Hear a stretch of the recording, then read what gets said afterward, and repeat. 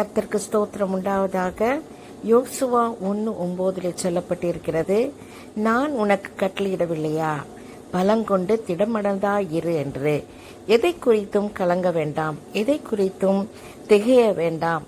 ஏனென்றால் நீ போகும் ஒவ்வொரு இடமும் கர்த்தராகிய ஆண்டவர் உன்னோட கூட இருக்கிறார். வருகிற ஆண்டிலே கலக்கமாக இருக்கிறதா? வருகிற ஆண்டை குறித்து கலங்கி இருக்கிறாயா? திகைத்து இருக்கிறாயா? கலங்காதே. கர்த்தர் உன்னோட கூட இருந்து எல்லா காரியத்தையும் வாய்க்க செய்ய வல்லவராக இருக்கிறார். பலம் கொண்டு திடமனதாக இருக்க வேண்டும். திடமனதாக இருந்து கடினமாக நாம் உழைத்து இருப்போமானால், கர்த்தரையே நம்பி இருப்போமானால், கர்த்தர் நம்மளோட கூட இருந்து பெரிய காரியத்தை செய்ய வல்லவராக இருக்கிறார்.